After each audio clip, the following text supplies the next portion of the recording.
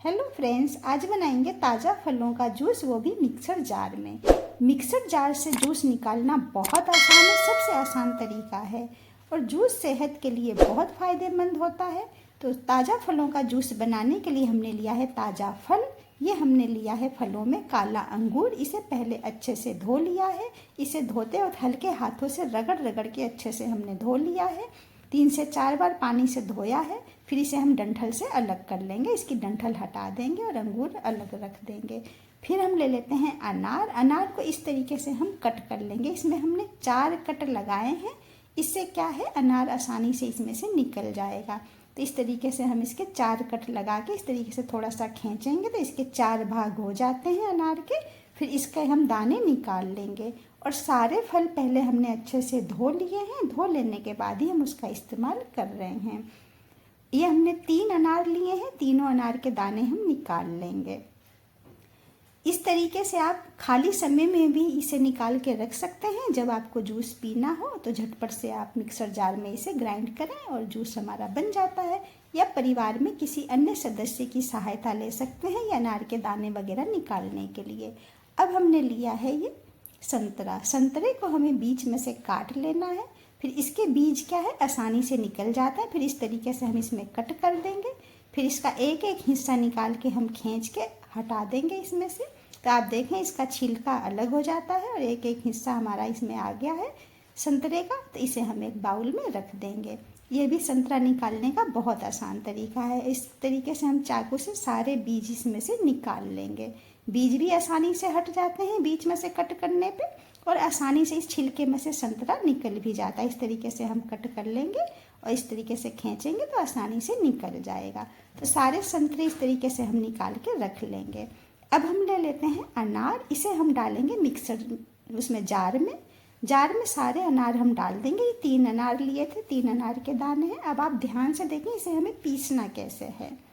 इसका ढक्कन बंद कर दिया। फिर हम इसे ऑन करेंगे, ऑफ करेंगे, फिर ऑन करें, ऑफ करें, ऑन करें, ऑफ करें, फिर ऑन करेंगे, फिर ऑफ करेंगे, फिर ऑन, फिर ऑफ। इसे हमें ज़्यादा देर नहीं पीसना है, इतने में ही इसका जूस निकल जाता है। अनार के जो साइड साइड रहते हैं वही पीसते हैं, इसका जो दाना है वो नहीं पीसता है। फिर इसे हम छान लेंगे। आप चाहें तो सूती कपड़े से छान सकते हैं। धुला हुआ साफ सूती कपड़ा लेना है या आप छन्नी से छानें। छन्नी से छानते वक्त आप ये ध्यान दें कि इसे चम्मच से इस तरीके से दबा दें ताकि इसका सारा जो रस है बर्तन में आ जाए।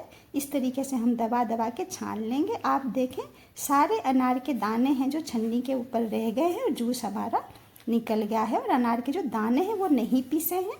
तो ये हमारा अनार का जूस बनकर तैयार है और कितनी आसानी से इसे हमने बना लिया। अब हम ले लेते हैं काला अंगूर। काले अंगूर को जार में डाल देंगे और फिर इसे भी हम उसी तरीके से पीसेंगे। पहले मिक्सी हम करेंगे ऑन ऑफ, बस पहले हमने इसे ऑन करा, ऑफ करा, ऑन करा, ऑफ करा, ऑन करा, ऑफ करा। इसे भी हमें ज़्यादा देर नहीं पीसना है। फिर इसे भी हम छान लेंगे। तो काले अंगूर का जूस भी हमने निकाल लिया। इस तरीके से जूस निकाल के आप व्रत में पी सकते हैं। इसे पीने से एनर्जी बनी रहेगी और फटाफट से ये झटपट से जूस बन जाता है। ताज़ा फलों का जूस पीने से शरीर में रोग प्रतिरोधक क्षमता मजबूत होती है, पाचन में सुधार होता है, त्वचा में निखार आता है, हृदय स्वस्थ रहता है, बाल भी अच्छे हो जाते हैं, त्वचा भी बहुत अच्छी हो जाती है। तो इसे पीने से बहुत फ़ायदे होते हैं। फिर हम ये संतरे का भी इसी तरीके से पीस लेंगे।